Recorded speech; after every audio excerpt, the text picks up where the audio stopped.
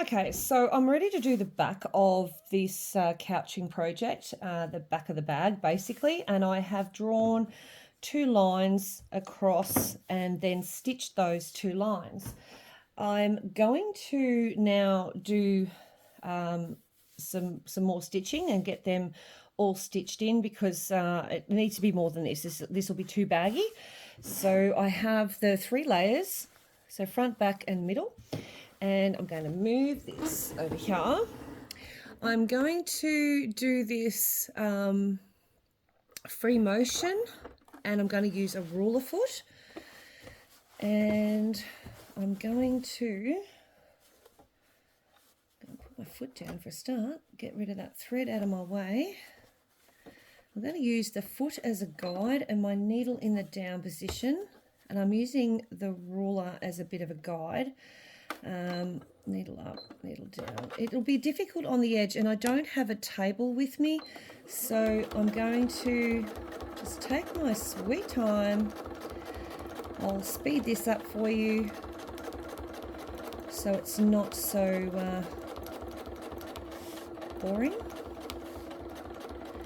But using the Westerly decorative foot, which is what I used on my couching, I'm literally just using that against this ruler. These rulers are available. And I'm getting up to that cross, and I'm actually going to turn. So I'm not doing a cross stitch as such. I'm just going to turn and then follow it this way. I'm sort of going to do V's within all of these sections. So I'm going to just video a couple, and I'm going to go off camera, probably stitch a few more, and come back. When I get to the edge, stop and pivot and stitch across a couple of stitches. And I'm using the width of that foot as a guide. It's a bit of fluff.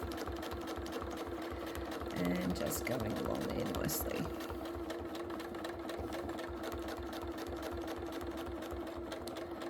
If I go a bit wobbly, I'm not too stressed.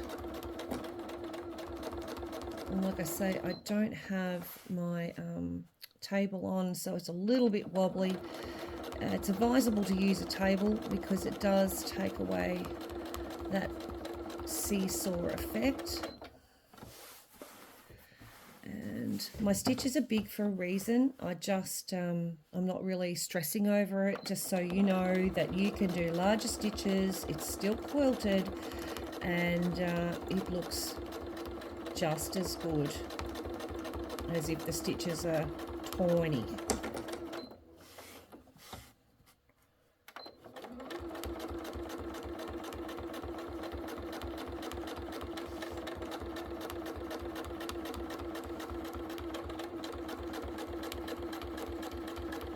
Okay, so what I'm going to do is move along, and I'm going to create a gap.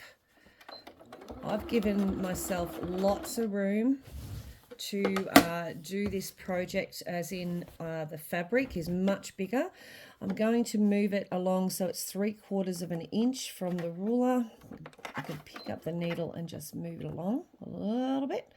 So what I've done is put the 3/4 inch on that line, and then I can now just stitch that on. So I'm going to have large gap and small gap. Just repositioning my hands, watching that line. It's got a bit of a wobble in it. She'll be right.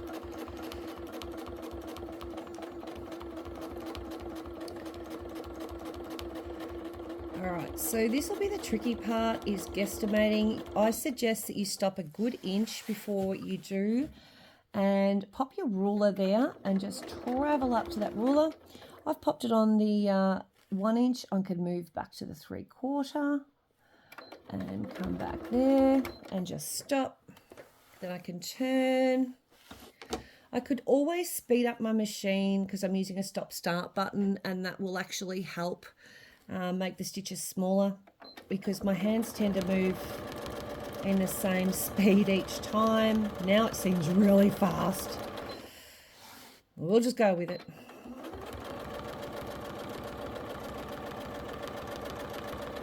And as I come along, I just make sure that that ruler line is at the 3/4 mark. And then I come up here. You can go across a little. I'm just going across the width of the foot. I might have to go back. Turn my ruler around so I've got the 3/4 mark. I'm just going to do another 1/4 inch one. The beauty of these feet is you can go either side, as you can tell, and these rulers work left and right. They are for a high shank or a long arm. Okay. And I'll just now get it over. Got that on the edge. Keep the edge of the ruler on that previous stitch line. And just tick along. Oops, it's nearly got that caught. You don't want to hit that on your machine. So I've got large and small stitches. I don't mind. It's going to be quilted. So I know I've got 1, 2, 3. So I need to do one more and then another 3/4 inch. So I'm going to continue on doing this and get on and do the other sections as well that I have stitched in here. And when I come to the last one, I'll show you that smaller bit in here. It can get a little bit tedious. So I will press pause and be back soon.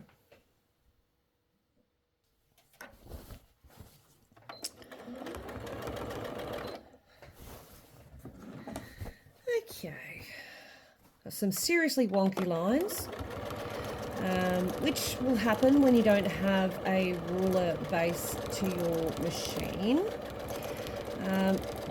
But I'm okay with that. It's finished, well, almost. And yeah, we've got a couple of bits to do. They're not overly even. That's okay.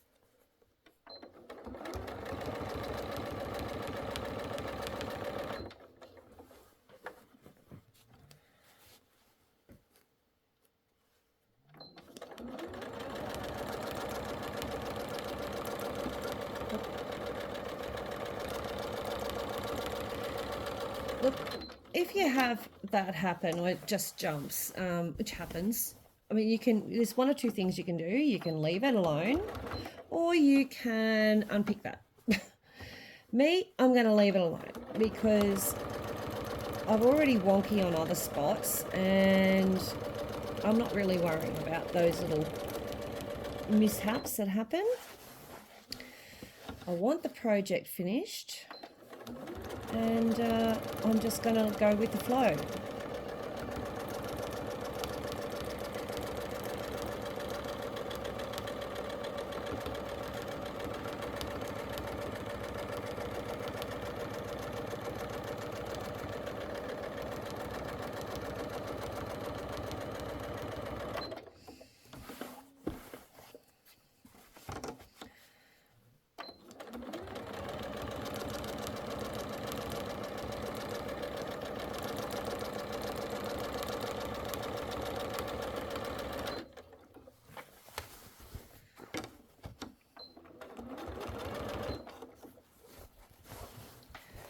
So we're getting closer to that center bit. It's really quite easy. We just continue on the same way we were before.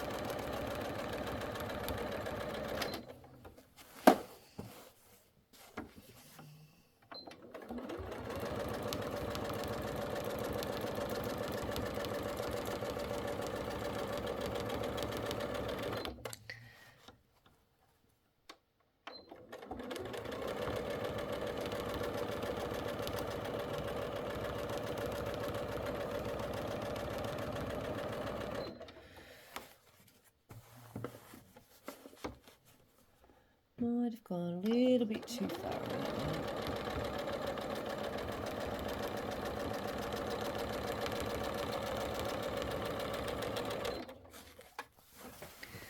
one. Okay.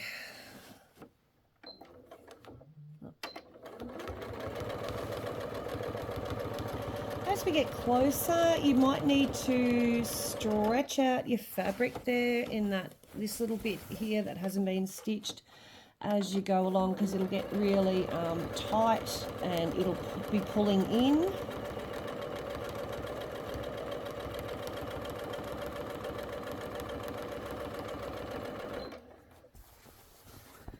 A bit of a mishap there. And you can see I'm going to have to push that down just so I can stitch that nice and flat. Stitch across for my 3/4 inch mark. Move my roller over. And again, I'm still pulling down. So I'll pull one way, then I'll turn and put my ruler on the mark and make sure I've got that being pulled backwards. And again, you'll still have that puffy look because there's been no pinning, there's been no spray. You can do all that. I just wanted to get this done really quickly. Thought I would do a video on it at the same time so you can see that it can be done without a lot of fluffing around. I'm just going to stitch that bottom one closed. And some of that will be cut out as well. So I'm just going to move this away. And from a distance, it looks fine. Okay, you wouldn't want to get up too close, but she looks okay. And that's going to be my back. So I will get another video going with joining the back to the front and making the outside and see how we go.